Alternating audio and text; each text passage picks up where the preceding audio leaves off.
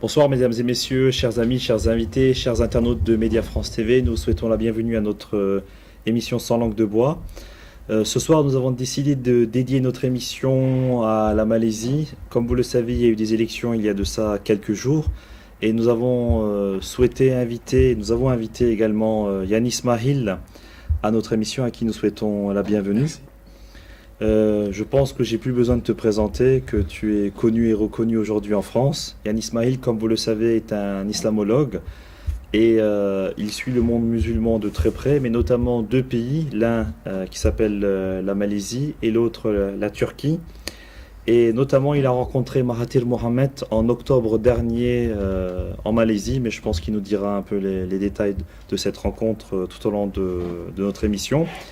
Et je vais démarrer l'émission en lui posant la première question, en lui disant que tout le monde a été un peu surpris de la victoire de Mahathir Mohamed, notamment d'une part en raison de son âge, et deuxièmement, c'est qu'il a quand même eu une retraite politique d'une quinzaine d'années. Comment se fait-il qu'il y ait eu un retour aussi victorieux? Ah oui, tout à fait. Comme chacun sait, Mahathir Mohamed a été le chef d'État malaisien, le Premier ministre de 1980 à 2003. Et à partir de 2003, de lui-même, il avait décidé de prendre sa retraite politique. Et là, alors qu'il a 92 ans, il décide en 2008 de se représenter. C'était assez surprenant, mais en fait, ça s'explique pour plusieurs raisons. C'est-à-dire qu'en fait, le parti au pouvoir actuellement, enfin qui vient de perdre les élections, de Najib Razak, était le parti de Mahathir Mohamed. D'accord. Et d'ailleurs, Najib Razak était un des poulains de Mahathir Mohamed, que Mahathir Mohamed a soutenu politiquement.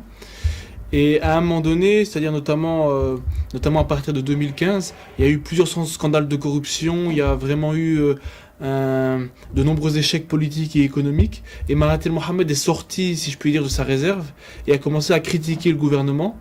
Le gouvernement n'a pas apprécié, donc il est rentré petit à petit crescendo dans un conflit avec finalement le parti qui était le sien. Et il a décidé finalement de créer son propre parti.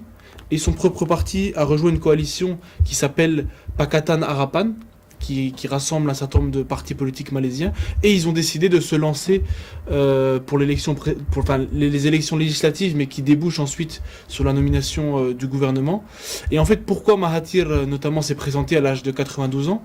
Contrairement à ce qu'on peut penser, ce n'est pas par amour du pouvoir. On ne commence pas à d'un coup vouloir revenir au pouvoir à 92 ans, non? Parce que d'ailleurs, même en 2003, il avait quitté de lui-même le pouvoir, mais c'était par nécessité, parce que il était le seul, en tant que leader charismatique, populaire, qui a un bilan derrière lui, à pouvoir battre Najib Razak. Parce qu'il faut savoir une chose, c'est que pourquoi aussi cette élection était une grande surprise et très improbable, c'est que le parti au pouvoir, le Barisan National, était au pouvoir depuis l'indépendance. C'est-à-dire que la Malaisie... Depuis 60 ans. Exactement. La Malaisie n'avait jamais connu aucun autre parti au pouvoir. C'est pour la première fois dans l'histoire de la Malaisie, post-indépendance, qu'il y a une alternance politique. Et donc c'est pour ça que le pouvoir ayant, installé très confortablement ses hommes et son pouvoir au sein de l'appareil d'État, il était très très difficile d'envisager une victoire d'un autre parti. Et finalement ça s'est fait, comme m'a dit un ami malaisien, aujourd'hui la Malaisie est en train de renaître. Renaître à travers Mahathir Mohamed, comme tu l'as souligné, il a un bilan derrière lui. Mais est-ce qu'on peut un peu plus connaître le paysage? C'est-à-dire concrètement, nous savons que la Malaisie est un pays musulman, où il y a une majorité musulmane, mais qu'il n'y a pas que des musulmans. Donc c'est un pays qui fait 30 millions d'habitants, qui se situe à l'extrême, je ne sais pas si on appelle ça l'extrême orient de l'Asie, mais en tout cas c'est un pays à l'autre bout du monde, où il y a 7 heures de décalage avec la France. Et qui est-il vraiment ce Mahathir Mohamed? Pourquoi il est autant adulé par les Malaisiens? Bon, pour répondre à la première question, donc oui, la Malaisie est située dans le sous-continent asiatique, à proximité de la Thaïlande, de l'Indonésie, de Singapour. Et c'est un pays à majorité musulmane, mais ça doit être à peu près 60% de musulmans, donc c'est une petite majorité. Et les musulmans sont principalement constitués de l'ethnie des Malais, qui sont l'ethnie majoritaire du pays, mais il y a aussi une forte minorité chinoise et une forte minorité indienne qui représentent principalement les Malaisiens non musulmans.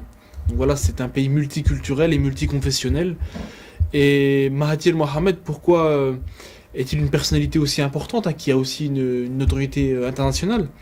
Tout simplement parce que déjà il a été au pouvoir pendant très longtemps, mais parce qu'il est considéré vraiment comme le père de la renaissance malaisienne et de la Malaisie moderne. Il est arrivé au pouvoir en 80, la Malaisie était un petit pays pauvre, principalement agricole, et il a transformé sur une vingtaine d'années le pays en une puissance industrielle, en une puissance technologique, avec un niveau de développement assez élevé pour la région. Il a amélioré la condition de vie des Malaisiens, et il y a eu énormément de réalisations sur le plan infrastructurel, politique, économique qui ont été faites sous l'ère Mahathir, et c'était en même temps quelqu'un qui a donné un certain sentiment de fierté à la nation malaisienne parce qu'il avait un discours très souverainiste, très patriote et aussi pro-musulman, qui a aussi donné une fierté à la Malaisie, qui lui a donné une existence sur la scène politique internationale. Et peut-être pour citer quelques réalisations de Mahathir, c'est-à-dire que j'ai parlé de l'industrie, par exemple, à un moment donné, lui, il a fait le constat que la Malaisie était dans l'obligation d'importer des voitures de l'étranger. Proton. Voilà, et donc il a décidé, pour ne plus que la balance commerciale soit toujours déficitaire, de créer lui-même une industrie automobile malaisienne. Et on sait que c'est très compliqué, surtout à l'heure de la complexification de la technologie automobile, de créer une marque nationale. Et Mahathir l'a fait, il a créé la marque Proton, qui est devenue non seulement un succès en Malaisie, mais même dans la région et au-delà sur le plan international. Et il faut savoir que jusqu'à aujourd'hui, entre 60 et 70% de la consommation interne en Malaisie en termes automobiles est pour la marque nationale Proton. C'est-à-dire que les Malaisiens consomment Proton. Et moi-même, en ayant été sur place, j'ai vu à quel point la marque avait du succès. Elle fait la fierté de la Malaisie. Et la marque Proton a été créée par Mahathir. Et énormément de choses. Je veux dire, les tours Petronas, les grandes tours qui symbolisent Kuala Lumpur, qui étaient à l'époque les plus grandes du monde, quand elles avaient été construites, elles ont été construites par Mahathir. La ville de Putrajaya, qui était vraiment une innovation à l'époque impressionnante, qui est une ville intelligente, en partie informatisée, avec 40% d'espace vert, avec un lac artificiel, un des plus grands du monde, une ville aussi magnifique avec une grande mosquée, elle a été construite par Mahathir. Et d'ailleurs, une petite anecdote qui est intéressante, comme on est en Alsace, le projet de Mahathir, donc dans la construction de Putrajaya, ils ont reconstitué pratiquement à l'identique une partie du centre-ville de Colmar. De la ville de Colmar, notamment du restaurant de la Cigogne et les maisons traditionnelles. Et aussi, ils ont reconstitué, toujours dans la ville de Putrajaya, le château du Haut-Königsbourg, voilà, qui est aussi en Alsace, pas très loin d'ici à Strasbourg. Donc c'est vraiment une ville assez futuriste. Et tout près de Putrajaya encore, Cyberjaya, qui a aussi été créé par Mahathir Mohamed. Donc à la base, on était dans des petits villages où il y avait de la jungle, où il y avait des arbres. Et c'est devenu des villes aujourd'hui qui ont une réputation internationale. Hein. Et Cyberjaya est devenu un hub financier et commercial international, où les plus grandes entreprises du monde vont s'y installer. On a par exemple Microsoft, Nokia qui ont installé leurs sièges régionaux dans cette ville. Et c'est une ville qu'on appelle la Silicon Valley d'Asie, tellement elle a eu un grand succès en termes d'innovation économique. Elle a pu attirer les plus grandes entreprises, notamment sur toutes les entreprises à haute valeur ajoutée et à technologie avancée. Et voilà, donc le PIB par habitant a augmenté sous Mahathir, le PIB aussi en général, le pays s'est développé, des universités ont été créées, des hôpitaux, des écoles, des routes. Hein. Un autre exemple que je peux citer, c'est l'Université islamique internationale, qui avait été créée à Kuala Lumpur. Et j'ai moi-même discuté que lorsque j'ai rencontré le docteur Mahathir Mohamed au mois d'octobre à Putrajaya, il m'a reçu dans son bureau là-bas, on a discuté à peu près 1 heure. Lui-même m'a dit, en amont de ce projet-là, mon idée c'était de dire que l'islam nous invite en tant que musulmans à rechercher la science, aussi bien la science religieuse que les sciences profanes. Et c'est pour ça qu'il a créé cette université où vous avez à la fois des départements, on va dire, très poussés sur toute la question de la pensée musulmane, des sciences islamiques, et à la fois vous avez des facultés aujourd'hui aussi réputées en médecine, en ingénierie, dans tous les domaines, je veux dire dans le domaine du droit. Il y a même d'ailleurs une chaire là-bas sur les études ottomanes, donc sur la question de l'histoire, etc. Donc voilà ce qui fait la popularité de Mahathir, au-delà de son charisme et du fait qu'il était un homme fort et un leader aussi qui critiquait beaucoup l'impérialisme, qui défendait la souveraineté de la Malaisie et qui défendait aussi la Oumma et l'islam. Au-delà donc de cet élément-là, c'est vraiment ce qu'il a apporté à son pays en termes de développement et de réussite sociale. Est-ce qu'on peut dire aujourd'hui, en 2018, que Erdogan est le Mahathir Mohamed de la Turquie ? Alors, je dirais pas ça, mais il y a beaucoup de similitudes. C'est-à-dire moi-même, je pense que pour avoir étudié les deux pays et pour avoir rencontré à la fois des hautes personnalités politiques en Turquie et en Malaisie, je pense que même les Turcs, l'AKP en Turquie, lorsqu'ils sont arrivés au pouvoir en 2003, se sont en partie inspirés du modèle malaisien. Lorsque j'ai posé la question à Mahathir, pour des raisons diplomatiques, il m'a pas confirmé totalement l'information, mais il m'a dit que effectivement le gouvernement turc avait envoyé des équipes en Malaisie pour étudier comment les choses se passaient, que même les dirigeants turcs, lorsqu'ils lui ont rendu visite, lui ont posé des questions sur comment lui-même a réussi sur un certain nombre de dossiers. Par exemple, Erdogan ou ses proches avaient demandé à Mahathir comment avait-il fait pour créer une industrie automobile nationale, ce que la Turquie essaye de faire aujourd'hui. Il avait demandé à Mahathir comment avait-il fait pour se libérer des dettes au niveau du FMI. On sait que la Turquie, sous l'AKP, l'a fait aussi. Aujourd'hui, ils n'ont plus de dettes, ils ont remboursé leurs dettes au niveau du FMI. Donc oui, il y a beaucoup de similitudes. Une autre similitude, par exemple, qui est intéressante, et c'est une des clés de la réussite du modèle économique et social malaisien, comme certainement aussi du modèle turc, c'est le principe de planification, d'objectifs à long terme associé à une planification à moyen terme. Donc en Turquie, c'est ce que l'AKP a appelé Hedef 2023, où donc ils ont fixé un certain nombre d'objectifs stratégiques à atteindre pour 2023, et ils planifient des stratégies à moyen terme pour atteindre ces objectifs. Les premiers à avoir fait ça, c'était les Malaisiens, et c'était Mahathir Mohamad, avec le programme qui s'appelait Waswasan 2020, qui signifie Objectif 2020, et qui justement avait mis en place cette stratégie d'objectifs à long terme, et aujourd'hui ça a été un tel succès. D'abord en Malaisie, ça marche en Turquie et que beaucoup de pays le reprennent. Le Qatar a mis en place Objectif 2030, on voit l'Arabie Saoudite qui met un programme en place un peu du même ordre, etc. Donc c'est vraiment aujourd'hui, la Malaisie a été un modèle qui a inspiré régionalement et d'ailleurs beaucoup de leaders le reconnaissent. Encore récemment, je lisais que Imran Khan, qui est un des politiciens de premier ordre au Pakistan, comme le Premier ministre précédent Nawaz Sharaf, lui aussi disait que Mahathir était un de ses modèles politiques. Les deux disaient que Mahathir Mohamad était un de leurs modèles politiques. Alors, juste une question. Tu as parlé qu'il avait une posture anti-impérialiste. Et comment se fait-il que ce pays qui est indépendant que depuis 1955, grosso modo qui a 60 ans, 57, qui a grosso modo, on va dire, une soixantaine, un peu plus de 60 ans d'existence, comment se fait-il qu'aujourd'hui devient une puissance régionale et je dirais même mondiale? Parce que ce que tu as oublié de dire, c'est qu'à Kuala Lumpur, il y a aussi le siège de l'organisation de la conférence islamique. La coopération islamique, oui. C'est-à-dire il y a un siège à Jeddah et l'autre siège est à Kuala Lumpur. Comment se fait-il que ce pays en 60-65 ans est en pleine réussite sur le plan économique et sur le plan démocratique et que d'autres pays qui ont aussi vécu quelque part une colonisation britannique ou française sont à la traîne? On peut citer plein d'exemples dans le monde musulman, que ce soit du Maghreb, du Moyen-Orient ou dans d'autres pays. Comment se fait-il que ce pays il a réussi alors qu'il est indépendant que depuis 55 ou 57, d'accord, et que d'autres, concrètement, ils sont encore dans une relation post-coloniale et qu'ils n'arrivent pas à avoir, on va dire, une culture d'État-nation? Je pense qu'il y a plusieurs facteurs à ce niveau-là. Après, il n'y a pas d'explication absolue sur le sujet. Le premier élément, et donc je tiens quand même à rappeler que depuis que Mahathir n'est plus au pouvoir, la situation économique s'est détériorée en Malaisie. Et notamment actuellement, si l'opposition a gagné contre le parti au pouvoir et contre Najib Razak, c'est à cause d'augmentation de la corruption et à cause de la détérioration de la situation politique et économique.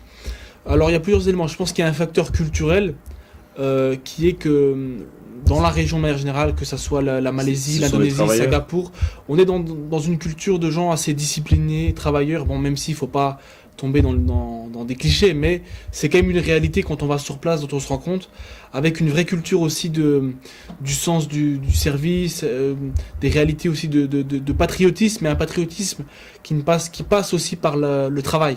Et donc ça, c'est le premier élément. Le deuxième élément, par la religion aussi, j'imagine.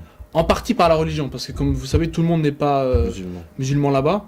Mais justement, j'avais posé la question à Mahathir Mohamad lorsque je l'ai rencontré. Je lui ai dit, mais comment faire justement pour créer un sentiment d'unité nationale et de patriotisme dans un pays où il y a des non-musulmans, quand on sait aussi que l'islam est un ciment de l'identité en Malaisie et la religion officielle de l'État. Et donc Mahathir m'a répondu que il était important que, bien sûr, même si déjà l'islam nous demande de respecter les non-musulmans dans une société, donc à la lumière même de l'islam, il faut donner l'ensemble des droits et des libertés aux minorités non musulmanes, et qu'ensuite il faut le faire en sorte, sur le plan économique et social, de leur accorder une vie saine et digne, et de faire en sorte que ces gens-là puissent vivre dans le bien-être et dans un certain confort, et en leur accordant une bonne vie, c'était son expression, en leur accordant une bonne vie, en retour nécessairement ils aimeront leur pays, seront patriotes, et il y aura un sentiment Respect. d'appartenance, exactement. L'autre élément, c'est tout ce que j'ai dit précédemment sur Mahathir Mohamad, c'est-à-dire qu'à un moment donné, ce qui a permis à ce pays de réussir, c'est qu'il y avait un leadership politique fort qui a accompagné un mouvement dans la société et qui a permis à la fois de renforcer l'indépendance nationale et à la fois de développer le pays, avec une stratégie, avec des partenariats. Pour vous donner un exemple, par exemple, quand il a créé Proton, comme il savait que les Occidentaux en général, les puissances occidentales sur le plan économique, sont plutôt dans une relation de maintien du client dans la dépendance, c'est-à-dire qu'on va vouloir vendre des produits, mais on ne va pas vouloir transférer le savoir-faire ou un certain nombre de choses de cet ordre-là. Et donc Mahathir Mohamad, plutôt que de demander l'ensemble du savoir-faire et des pièces nécessaires pour la construction d'une voiture nationale aux entreprises occidentales, il s'est adressé à ses pays frères, comme il les appelle, c'est-à-dire des pays asiatiques de la région, à savoir notamment le Japon, ou la Corée du Sud, qui sont très connus dans le cadre de l'industrie automobile avec Toyota, Hyundai, etc. Et parce qu'il faut savoir que Mahathir, à la fois, il défendait les valeurs islamiques et les valeurs asiatiques. C'est-à-dire, il était quelqu'un qui avait une vision qui inscrivait la Malaisie en tant que puissance asiatique et en tant que puissance musulmane. Il avait vraiment ce double regard, et d'ailleurs on le sait, vous parlez de la notoriété internationale de la Malaisie. Depuis Mahathir et grâce à Mahathir, entre autres, mais en tant que leader, la Malaisie est devenue un des tigres asiatiques, avec les autres pays de la région qui sont considérés vraiment comme des puissances émergentes avec un potentiel énorme. Une dernière question concernant sa coalition. Donc on parle d'un personnage clé dans sa victoire, même si je pense que ce n'est pas le seul élément. On parle d'un monsieur qui s'appelle Anwar Ibrahim, alors qui est emprisonné. C'est un prisonnier politique ou pas, je ne sais pas. Alors c'est quoi cette coalition? Je veux dire, est-ce que c'est une coalition beaucoup plus large autour de sa personnalité? On dit qu'il va être le futur Premier ministre en Malaisie dans les mois ou dans les années à venir. Est-ce que c'est réel ou pas? Oui, alors ça c'est vraiment un élément très intéressant dans l'ordre de l'actualité politique malaisienne.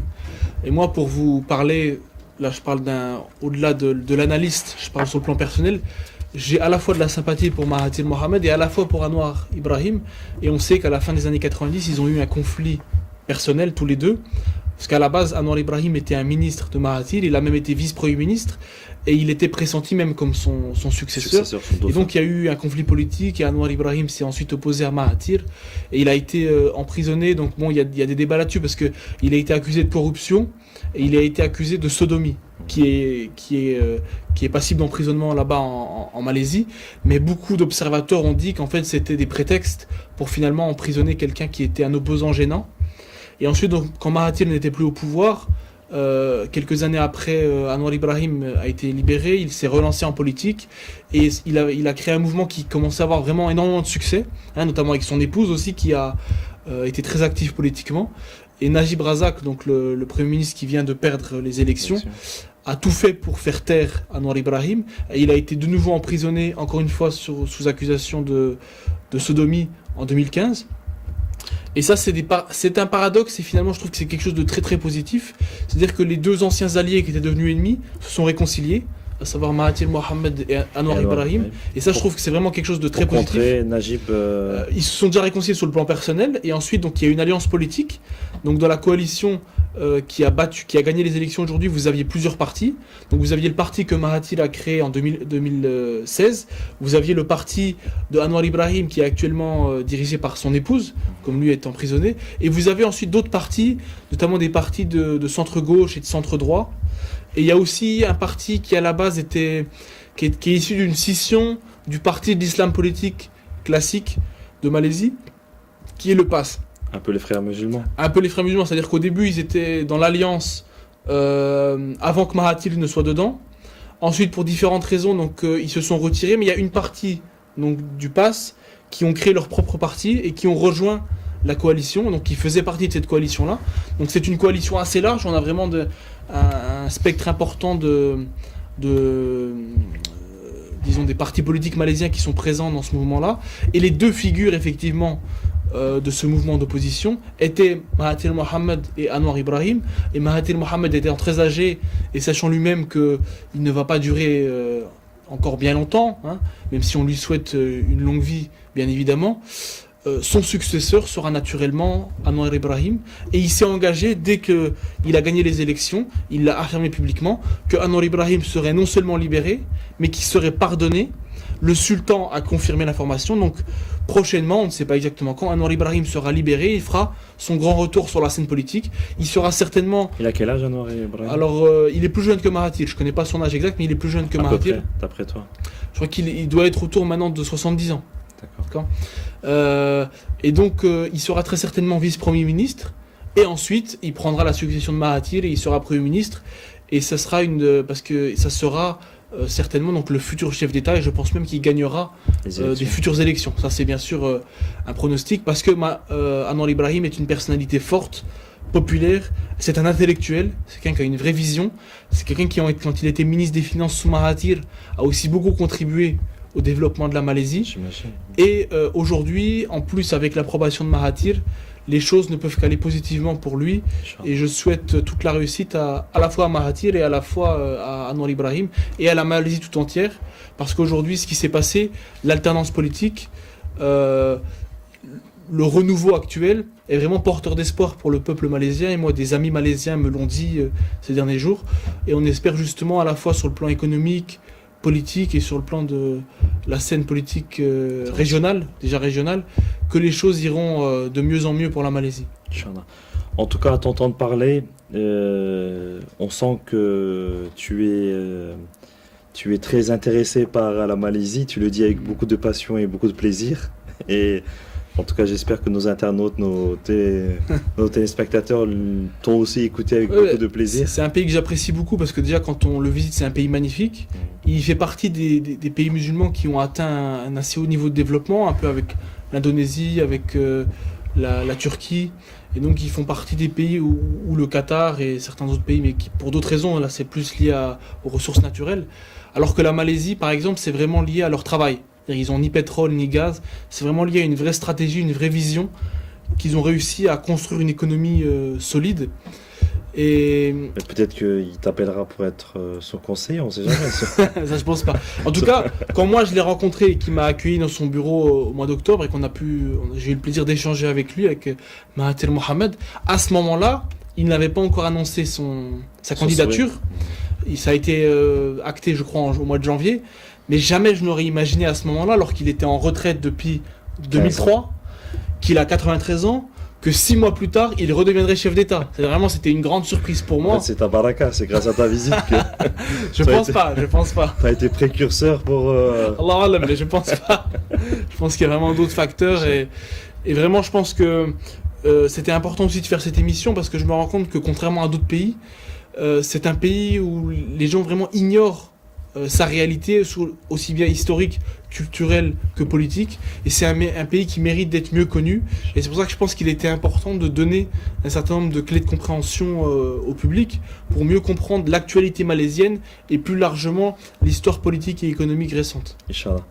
Il y a les élections en Turquie, comme tu le sais, le 24 juin, donc c'est tout de suite après la fête du Ramadan. On te reprendra de nouveau sur le plateau pour une élection spéciale Turquie en fonction des résultats. Donc de nouveau un commentaire, une analyse sur ce qui se passe en Turquie. Pourquoi pas, avec plaisir. Inch'Allah. Alors chers téléspectateurs, nous arrivons à la fin de notre émission. Nous remercions très chaleureusement Yann Ismail, islamologue, d'avoir répondu à notre invitation. Et je vous dis, j'allais dire à mercredi prochain, mais aujourd'hui nous sommes vendredi, donc on a fait une émission spéciale Malaisie. Donc à mercredi prochain avec un nouvel invité. Et n'oubliez pas de dire à ceux qui vous sont proches, à ceux qui vous sont chers, que vous les aimez, et je vous souhaite une bonne soirée. À très bientôt.